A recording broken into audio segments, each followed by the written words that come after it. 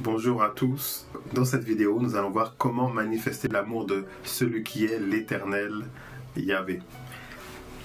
Nous avons vu dans la précédente vidéo, la numéro 2, notre Père qui est dans les cieux est amour. Alors lorsque son esprit vient en nous, lors de la nouvelle naissance, comme décrit Jésus avec Nicodème dans Jean 3, versets 3 à 5, ou dans Jean 14, 26,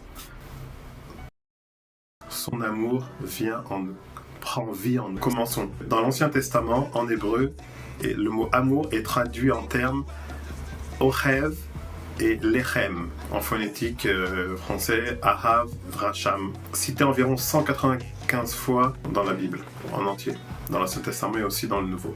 Alors la définition de ohev, en numéro 1, c'est l'amour humain pour les autres, familial ou sexuel. Ensuite, il correspond à l'amour humain pour quelque chose, la nourriture, boisson, sommeil, etc. Puis, ce mot est utilisé pour l'amour envers Elohim, l'Éternel, notre Dieu.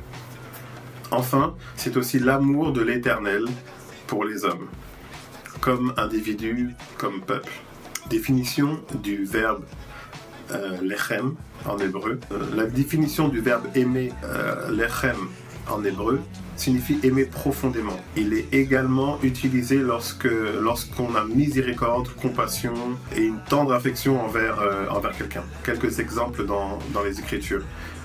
Psaume 103, verset 13. Quand un père a compassion, racham, lechem, de ses enfants, l'Éternel a compassion, encore lechem, le mot lechem, de ceux qui le craignent. D'autre part, ce mot est utilisé comme nom symbolique du salut d'Israël, Rushama. Je n'ai pas la prononciation en hébreu. En effet, du temps du prophète Osée, Israël vit dans l'idolâtrie en adorant de faux dieux. Pour l'Éternel, il s'agit d'un adultère spirituel.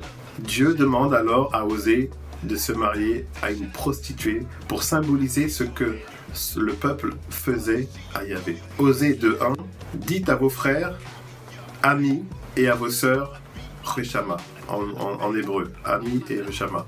Voilà, nous allons voir ce type d'amour dans la vidéo suivante. Mais malgré la désobéissance de son peuple, Dieu montre qu'il garde cet amour, lechem. Par contre, dans le Nouveau Testament, qui lui a été écrit en grec, plus qu'en hébreu, on traduit amour par plusieurs termes distincts.